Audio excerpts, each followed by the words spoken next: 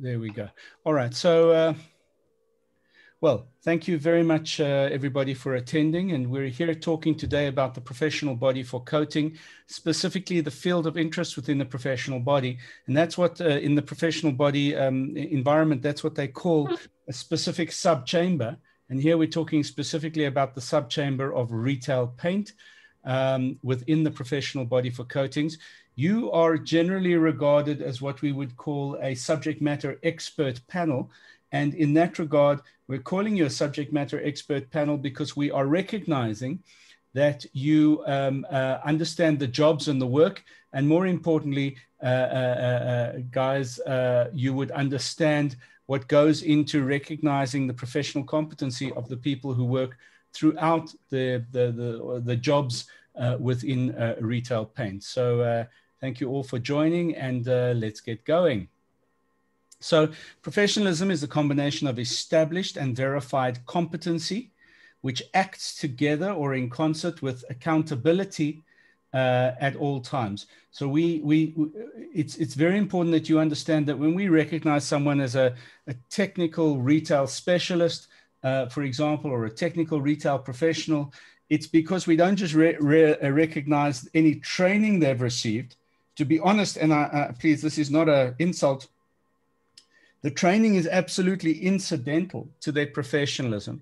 So it's not just about the training that they receive, but more importantly, it's about their behavior and whether or not at all levels, whether we're talking about a technician who might work on a counter who mixes paint or a professional consultant on paint, the bottom line is what's more important than their competency is their professional conduct. If they're customer facing, are they customer centric at all times? Are they helpful at all times? Are they responsive at all times? Do they make a plan whenever they're asked to or whenever the need arises? That's professionalism. It's got nothing to do with can they mix paint? Do they understand pigment? Do they understand the chemistry of paint? That is a completely different issue. And that is an issue which is left, if you want, for training providers, whereas what we're talking about is the issue of professional conduct. So my name is Ivor Blumenthal, and let's have a look. We are talking about, and sorry, where it reads a TARSA, just there, read a paint. Wherever you see a TARSA, just read paint. Envisage the possibility of paint retail, implementing a system capable of defining, of recognizing, and of certifying professionalism amongst the members of this particular chamber within SAPMA, or of the Retail and Paint Association. Imagine thereafter continuously developing and refining such professionalism, ensuring that it is current and it's reflective of best global practices. Now, at the back of everybody, not everybody, but at the back of some people's minds is, but hold on a moment, we're talking here about people who work on counters, we're talking about glorified laborers, we're not really talking about professionals. Bottom line is, whoever works in your industry is regarded by government and specifically the South African Qualifications Authority as professionals. And the problems are that even if we are not recognizing them as professionals because they don't have 3-year degrees or master's degrees or doctoral degrees, but maybe just got a matric or less than a matric and just 10 years of working as a paint mixer, even though we might not regard them as professionals, there is a bargaining council for retail, which is currently talking about years of experience making them professionals. And there are a number of charter councils in the triple BE field, particularly the Construction Charter Council, that is starting to talk about levels of these individuals. And more importantly, in a relationship with the bargaining council, starting to talk about wages and conditions of employment for these people over and above what you might already be paying them. So the point I'm making to you is we are regularizing retail paint and hardware in general to the extent that we're eventually going to move towards some kind of an agreement that gets government to step back and not interfere in how you run your businesses and how you run your industry.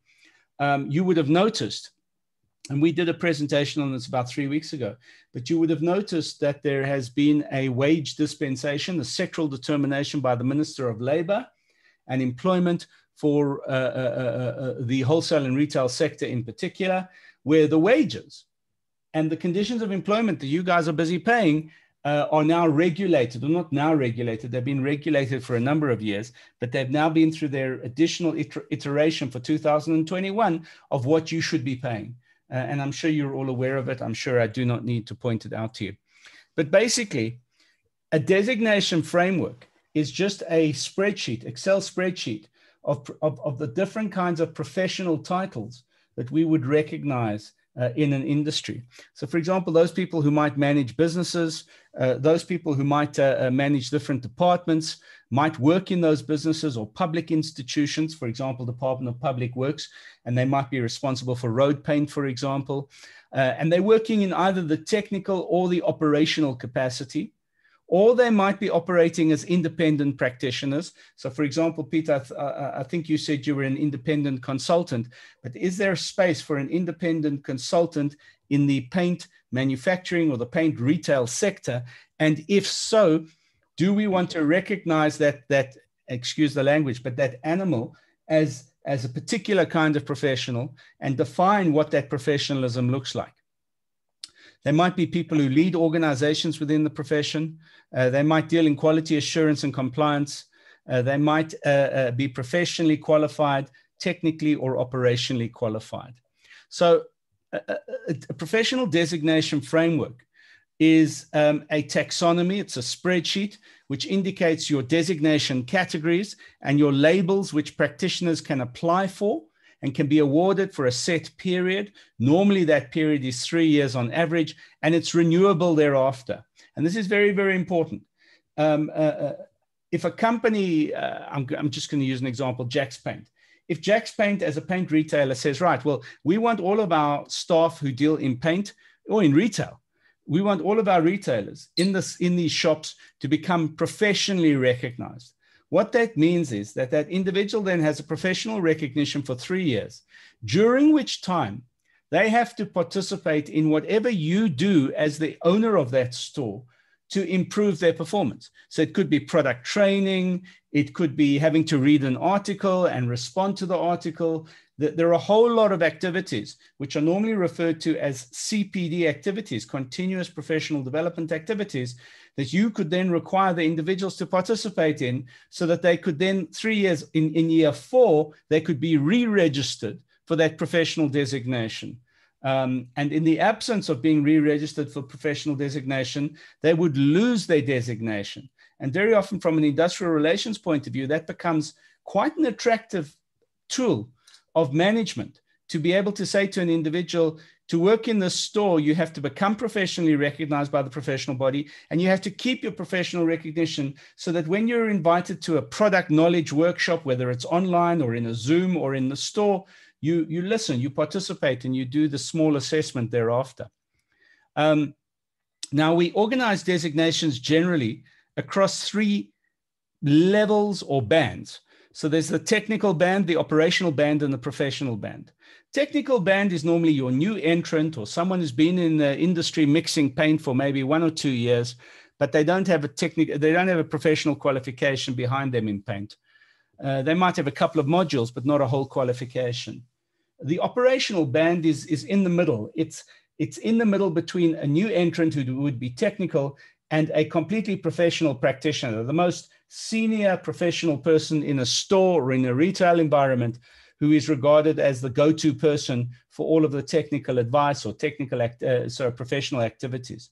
So the operational person sits between the two, and the operational person is normally your meat and potato person. It's the person who's been in the store the longest very often, but doesn't have a professional qualification in paint, but is really the go-to person.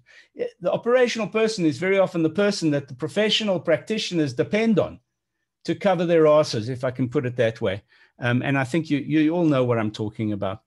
Now, so the first 3 bands, technical, operational, and professional, are the bands we are saying we will give to people who apply for professional recognition. The master band, the master practitioner, is someone on whom we confer that status. He or she is a master practitioner because of the number of different segments or industries within paint that they've played in, the length of service, maybe their qualifications, Maybe they themselves do teaching and coaching and mentoring. Maybe they've written standards for the industry. So the master designation is someone we reserve to confer on someone. It's something we reserve to confer on a recipient rather than that they apply for. And when I say confer on a recipient, they might be recommended by somebody else to be considered by the professional body. Now, the thing is, even the master practitioner, the moment they become recognized as a master practitioner in retail, that lasts for 3 years, during which time they themselves are expected to participate in continuous professional development. But for example, they might need to give a product course or a product workshop or a product Zoom. They might need to write an article for the trade magazine. They might need to sit on committees as subject matter experts, etc. So we recognize all of those activities at the master's level so that they're CPD activities that will gain points for the individual, so that every 3 years that individual can be re-registered as a master practitioner. So those are the 4 bands which traditionally would operate within a designation taxonomy. And the language is, we would give a recipient a designation as a professional practitioner for 3 years. And so the designation taxonomy is the entire spreadsheet cutting across these 3 bands, and then the master band of titles that we would give to different individuals. There are some industries that would have many more designations than other industries, and that's fine. You literally only need 1 designation in an industry if that's what you're looking for. But there are other industries where multiple sub-levels are possible. So you can have more than 1 technical designation or more than 1 operational designation or more than 1 professional designation, because you can distinguish those designations from each other, and they really become specializations. It might be decorative, it might be road paint, it might be specific kinds of paint or processes that mean you have to distinguish between the practitioners. But certainly we're not looking at this stage for the foreseeable future, we're not looking for more than 1 technical, more than 1 operational, and more than 1 professional designation to recognize people in the paint retail sector against. It's very important, by the way. Sorry, I'm just going to quickly stop and see if there's anybody in the waiting room. No, there's nobody in the waiting room. All right, so we can carry on. It's very important, by the way, that you understand the difference between a training provider and a professional body. A training provider are subservient to a professional body. So when we talk about the professional body for coatings, the training provider services the needs of the professional body. Training providers are accredited or at least recognized by the professional body. And so consequently, the professional body quality assures the activity and the work of the training provider. Training providers' accredited qualifications are mapped against the designation taxonomy, the designation framework that we establish for retail. Training providers are quality assured by the professional body, and training providers may enjoy dual recognition in that besides being recognized as offering whole SAPMA or QCTO or CHE qualifications, they may also offer continuous professional development programs for either the horizontal or the vertical purposes. And I'll distinguish in a little while between what I mean by horizontal and what I mean by vertical. So it's very important you understand professional body is not a training organization. It recognizes the product or the result of what is done by training providers. What is the difference between a professional designation and a qualification? So a qualification is offered by either a Department of Education or a Department of Education and Learning accredited training provider.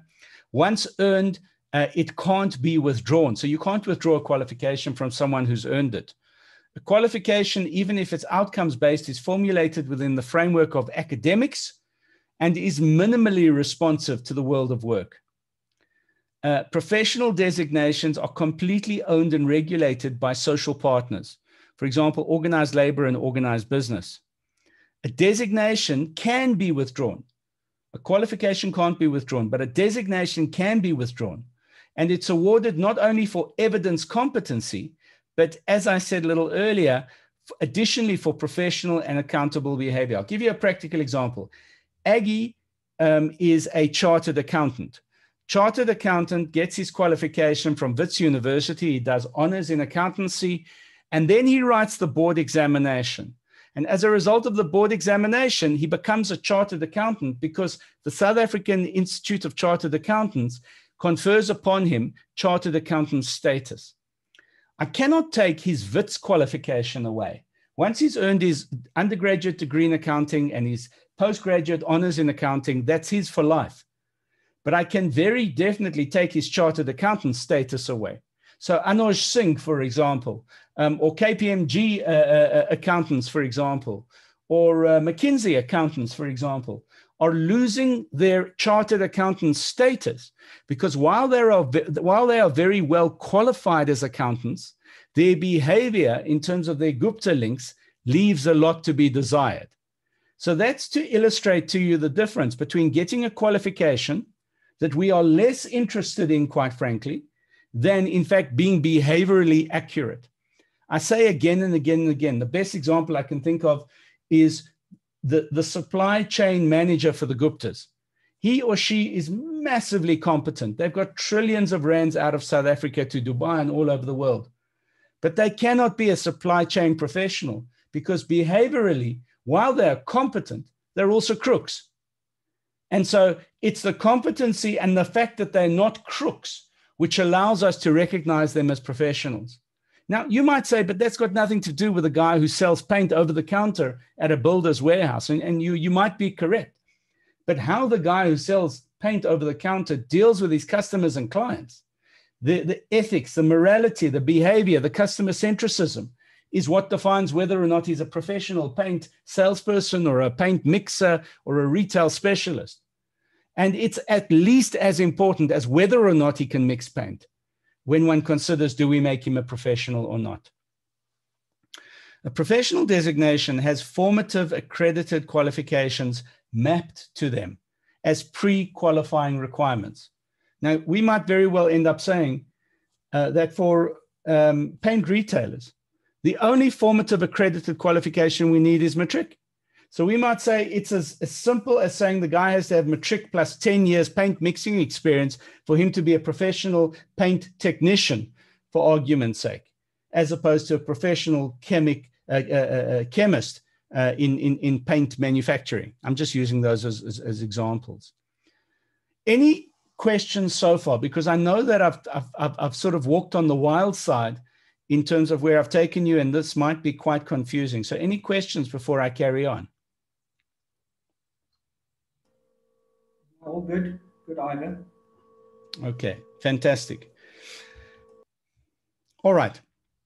Now, the next topic that we want to talk about is one that's most probably going to be more important than the qualification. And that's whether or not we can take someone who's been in your shop, your retail environment for 10 years. They've been selling paint for 10 years, but they've got no qualification. We want to give them a professional designation either at the technical level or at the operational level. To do that, we have to say, if we've specified a particular qualification, let's call it the SAPITI or the SAPMA qualification in retail, and they haven't got that qualification, do we just say, well, they can't be recognized as a professional even though they've been doing the job for 10 years? The answer is no. What we want to do is encourage training providers to engage in what we refer to as RPL, which is recognition of prior learning. It's a formal process recognized by the Department of Higher Education and Training.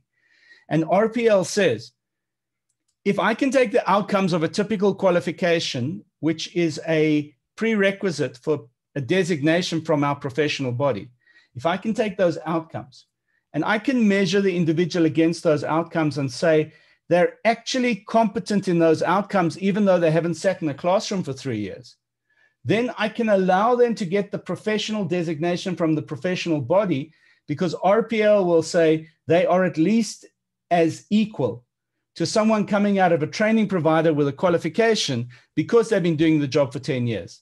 In apprenticeships, they call it sit by Nelly. In other words, the person hasn't sat in a classroom, but they've sat next to an artisan or an expert, and they've learned to do, and then they've done, and then they've even taught sometimes other people, new entrants, how to do. That's sufficient to say that from a qualification point of view, they should have a free pass into being assessed for the professional designation from the professional body. Recognition of prior learning is the essential tool for transformation and redress within the context of the new South Africa. It's the way of getting those people who previously were not allowed to get a qualification to be recognized because of their competency. There are a multitude of practitioners in every industry and every sector who've never had the benefit of getting a qualification, but if assessed, have sufficient relevant experience and practice to prove their competency, either for the purpose of access to our designations as a professional body, or if offered by a training provider, for credit or the awarding of a whole qualification. A professional body has the flexibility and the license from SAPMA, the South African Qualifications Authority, to apply recognition of prior learning in creative and transformative ways while not sacrificing quality along the way.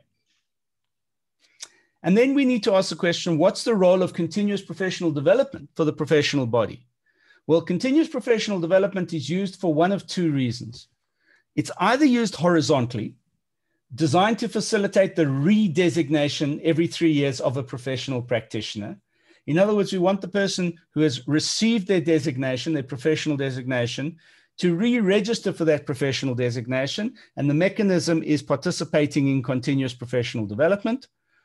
Or, and this is where it becomes very sexy, it can be used vertically to facilitate the progression of a practitioner between designation taxonomy levels, i.e., from the technical to the operational, or from the operational to the professional. So it allows continuous professional development, as we will use it in our professional body, allows people to move up to higher professional designation levels without obtaining a qualification.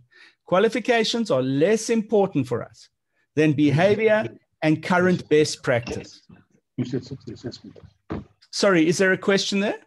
I'm just asking who sets and who takes charge of that assessment process?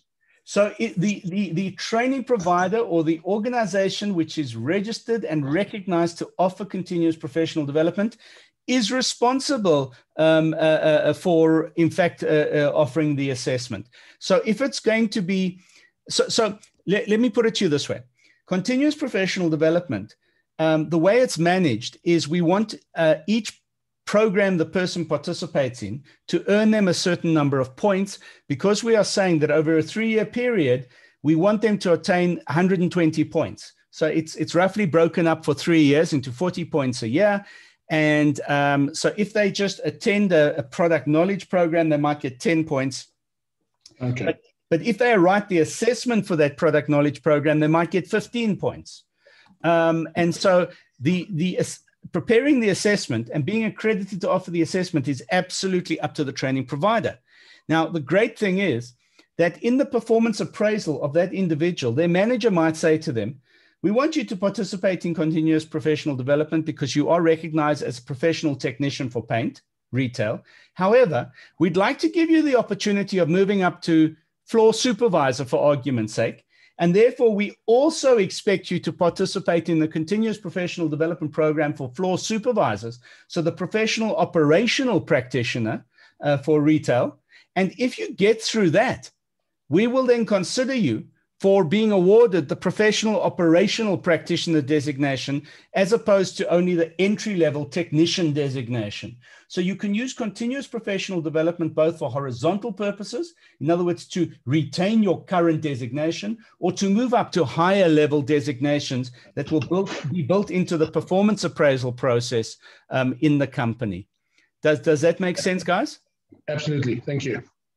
Okay, good. So, all right, let's not worry about that. Right. Okay, so what we want to do, now remember you're the subject matter experts, and today is just the introduction session. What I'm hoping you will do is I want to show you what a taxonomy is going to look like. And then what I want you please each to do is just to nominate the couple of people you think should be participating in our subject matter expert consultation activity. Normally the human resource person, or the person who hires and fires, or the person who writes the job descriptions in your retail businesses is the ideal subject matter expert. Because what we want to do once you've had an opportunity to make the right nomination of the right person to us, and it might be you, but it's going to demand a certain amount of time you might not have available. So Tara is going to ask you to nominate those people by, let's say, next Friday, for argument's sake. You'll nominate the people you think, and it might not be only be in your company, it might be in the industry of paint that there's a person who really understands the jobs and the quality is required, because we want the best person to help us define the taxonomy of retail, the four bands of retail: technical, operational, professional, and the master band. But once we've done that, we will do a group exercise where we discuss the taxonomy for retail paint with them. We'll then choose a subject matter who knows one of the jobs, and we'll flesh out the bare bones of the designation. We'll then assign champions, and ideally we'd like someone who understands entry-level jobs, someone who understands the operational jobs in retail, and someone who understands the professional consultant or the professional practitioner on the floor. So those three jobs at the very least. And we'll start fleshing out the designation description by using those individuals as our champions.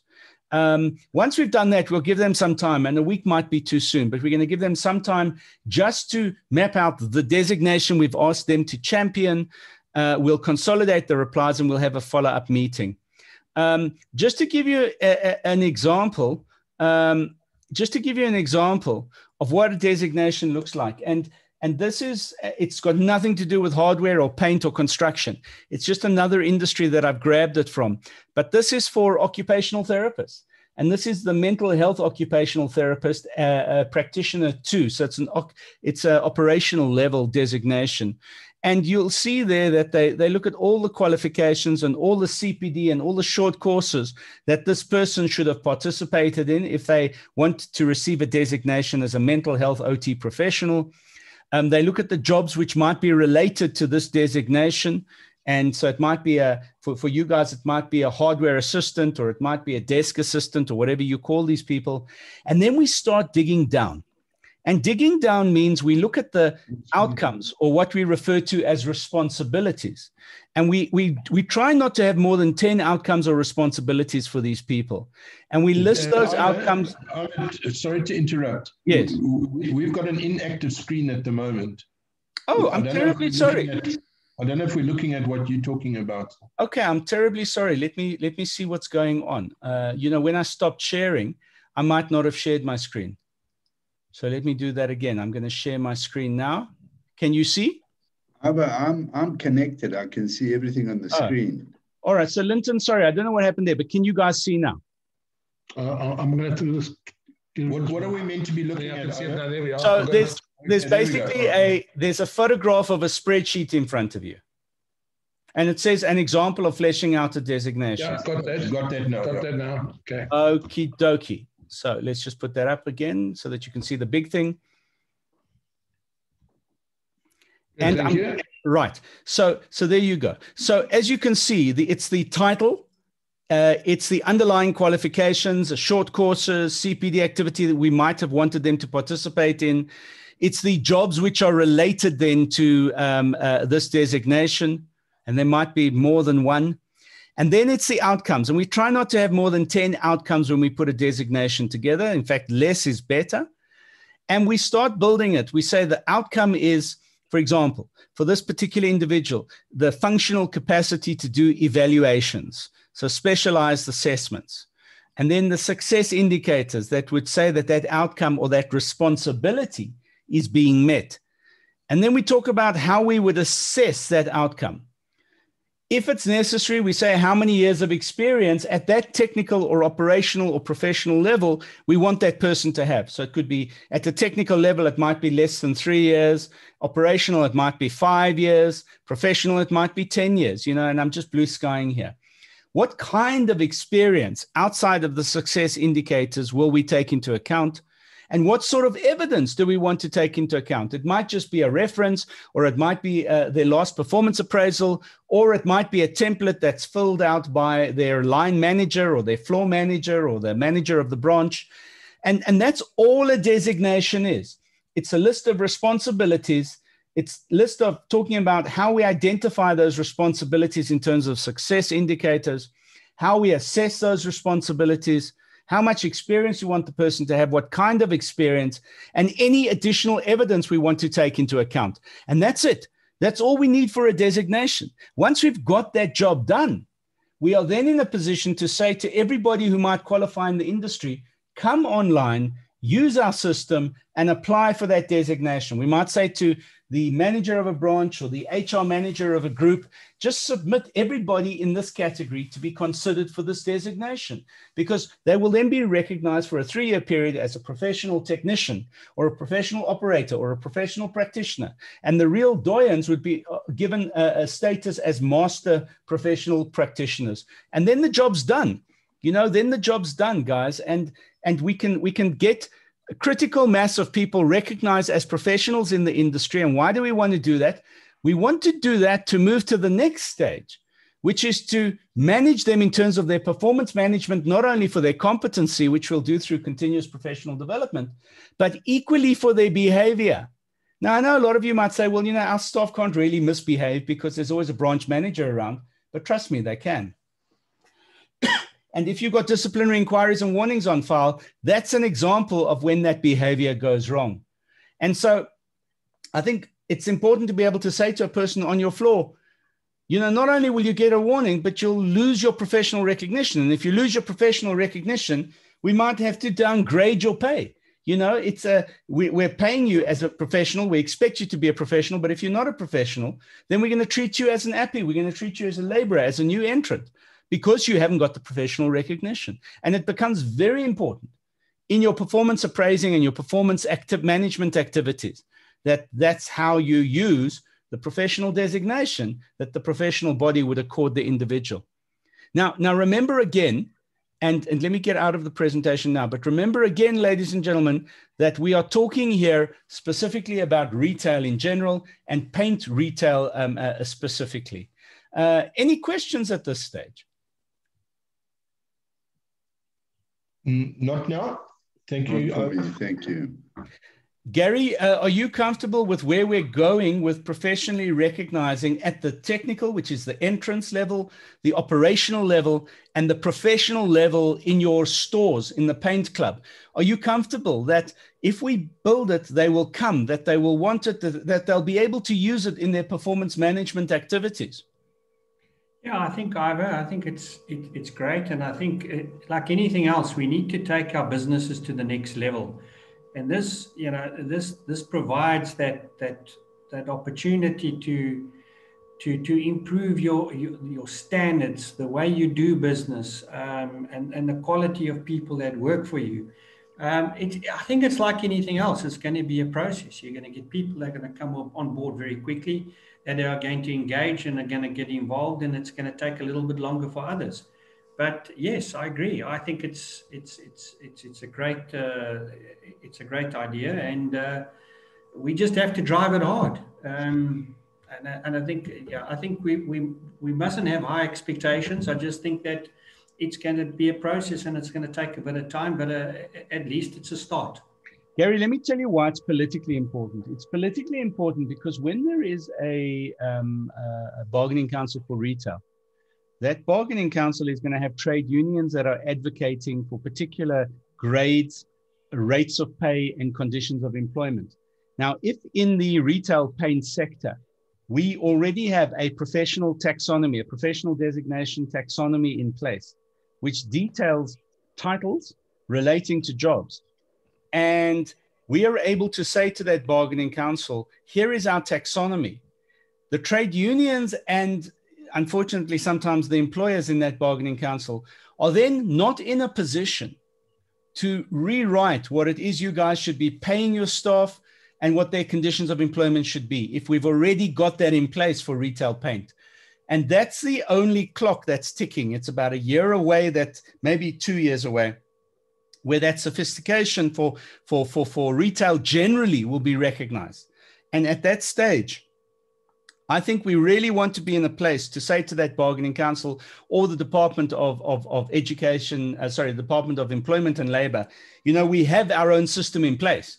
it's resulted in the professional recognition of people. And it's only to those people who have professional designations that we think those wages and those conditions of employment should apply. So it's critically important, I think, that we get this ball rolling. It doesn't matter how long it takes, but just to peg that space in the ground so that no external, the Black Business Council for the built environment, can't sort of creep into your terrain and start taking over what is your business imperatives, your business decisions. Yeah, no, good, I agree. Nick, what are your thoughts? So as the previous chairperson of this chamber, what are your thoughts, sir?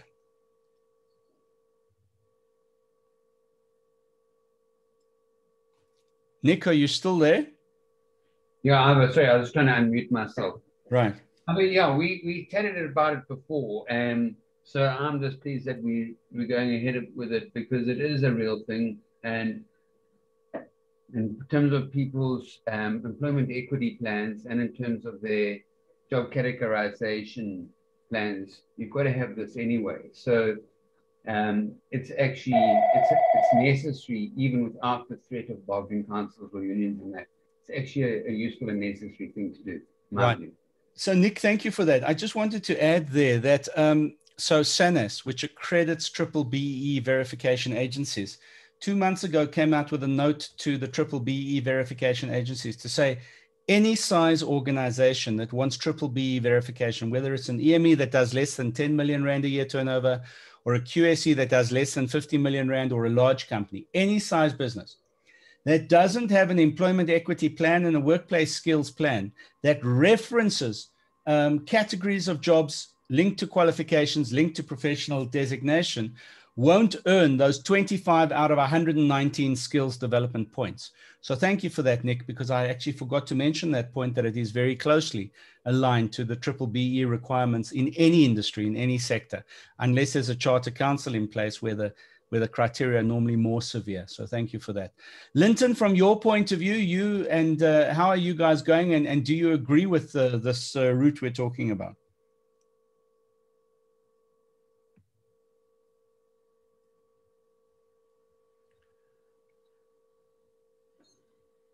All right, no comment from there. No, Linton's still muted. Oh, all right. I think he might be speaking. Linton, you muted. Ah, there we go. All right, guys, we can see you, but we can't hear you. You muted. Bottom left-hand corner. Oh, that's better. Right. See us now? Yes, we can. And yeah, good. All right, I'm just saying that in a typical structure of a hardware store, this process can most definitely be rolled out in terms of the different professional people needed to run up and to head up the different sections in a hardware store. Definitely. And what about your guys who are on the counters and mixing the paint? Do you think that we can make it simple and sexy enough for them to want to become professionally recognized? Yeah. Typically in a hardware store, there would be one full-time paint mixer and a stand-in, a reserve if that guy's on lunch or on holiday or something. So, the more typical situation in a hardware store is salespeople who sell product across the board, and paint being one of the key products, of course. So, we're going to have to fly this past some of our clients to see whether there's traction and whether there would be interest in actually getting some of their people to engage in the process. I think there will be, but we can't speak for our clients, of course. I think what's very interesting, what's very interesting, and it might also relate, Gary, to your environment. Well, Nick, it would also relate to you, basically any group of independent retail stores. But what's interesting is we could very well, as a professional body, enter into an agreement with you that you do that professional work amongst all of your stores, so that the professional body designation then has a subheading or a sub-branding specifically for the group that that buy into your services, or the stores that buy into your services, so that you, if you want, become the footprint of the professional body for your group. And Gary, you might, for example, have a human resource person within the paint club that manages HR activities amongst all of the paint club members. I'm just blue skying. And you might want to brand it the professional body for coating in association with the paint club as a professional designation certificate. There's and that's attractive to everybody, I think. Mm-hmm. Yeah, look, I mean, we're not big enough at this point in time to have our own HR or an independent HR practitioner in the business. But I know a lot of the bigger businesses have their own HR people within, which we could possibly tap into. For example, City Paint and Tool. I know they have an HR manager, and we could possibly utilize that resource and share that resource with the rest of the paint club members. I mean, there's a lot of ways of skinning the cat. Yes. So Tara, can I then suggest this, that if we can put an email out requesting the names of the nominees of subject matter experts who can create our subject matter expert group for hardware and retail paint and hardware particularly. And then what we will do is we'll put those people into a Zoom and move to the next stage, which is starting to flesh out the designation bands and the jobs relating to those designations. Tara, are you comfortable with that? Yeah, I think that's a step in the right direction. Yeah, so I mean, I'd obviously just keep it within the retail committee at this stage, but if there's anyone else that they feel that, or Gary or Nick or anyone that feels that needs to be included in there, if they could just let me know. All right, but we'll send it out as an email to everybody, not just the people on this Zoom, saying, we now need to identify those people, whether they're HR people or managers who employ and write job descriptions, et cetera, et cetera. We want the people who on the ground operationally deal with, if you want, employment and performance appraisal on a regular basis. And as Gary has said, there might be some stores that are far too small to find those people, but there might be bigger stores or groups of stores where those people do exist. And we want to identify them and gather them for retail and retail hardware and paint in particular. Aggie, are you comfortable with the route we're taking, sir? Yeah, look, I have to take it forward to my the guy who's in charge of our sales, the sales director, it's Chris. And then, our stores are really small because all we do is sell paint and there's a little bit of hardware there. We'll have to take it out to our franchisees and discuss it with them as well. But I think it's a good idea. I really believe it's a good idea. All right, excellent. Remembering that even if it's just one job we're describing, we want to be able to describe that professional job in such a way that, quite frankly, not everybody's going to get that designation. And more importantly, that when the trade unions eventually come on the scene collectively in any kind of a bargaining council environment, it's going to be difficult for them to argue that only those people who are professionally designated should be paid that particular rate, whatever the rate is that they're putting on the table at the time. We want to be prepared for that eventuality.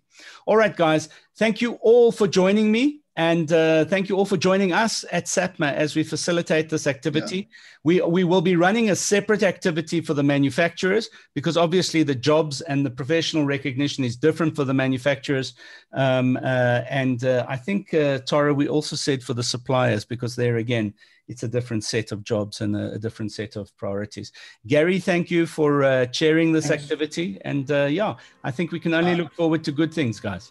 Ava, can I just ask something? Are you going to send this out in a... yes, this will be a link. This will also be a link to the YouTube video. Yeah, thank you very much. Yeah. And the presentation will also be sent out, Aggie. Okay, thank you. Gary, you were saying? No, I just said thanks, Ivor. Thanks for preparing the presentation. Yeah, I think it's great guidelines, and it's always a good start. Just make it happen. Yeah, 100%. Thank you so much, everybody, and we'll be in touch.